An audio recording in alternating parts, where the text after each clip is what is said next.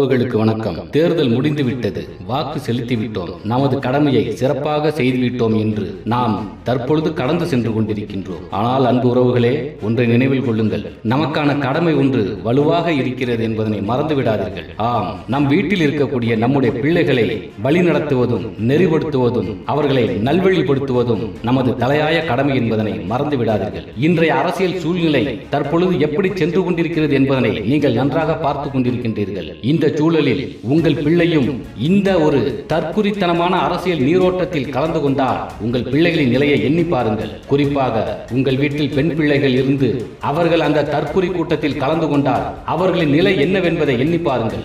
ஒருவேளை அவர்களும் கூறலாம், எங்க வீட்டுக்காரோட எனக்கு விஜய் தான் பிடிக்கும், என் கணவனை விட இந்த நடிகரைத்தான் எனக்கு ரொம்ப பிடிக்கும் என்று அவர்களும் கூற வாய்ப்பு இருக்கிறது. எனவே கவனமாக இருங்கள். பிள்ளைகளை மிகவும் விழிப்புணர்வோடு கையாளுங்கள். இந்த கூட்டத்தோடு கலக்க விடாதீர்கள். அறிவினை புகட்டுங்கள். தமிழரின் அறநூல்களை புகட்டுங்கள். அவர்களை படிக்க செய்யுங்கள். அவர்களை நல்வழிப்படுத்துங்கள். அறத்தோடு கூடிய பிள்ளைகளாக, ஒழுக்க நெறி கொண்ட பிள்ளைகளாக இந்த தமிழ் சமூகத்திற்கு அந்த பிள்ளைகளை நீங்கள் கொடுங்கள்.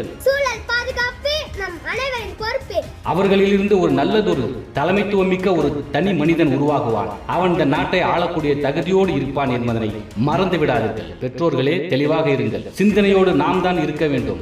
நாம் தான் நம் பிள்ளைகளை வழிநடத்த வேண்டும் என்பதனை மறந்து விடாதீர்கள். அன்புடன் கரிகாலன் செல்வராஜ்.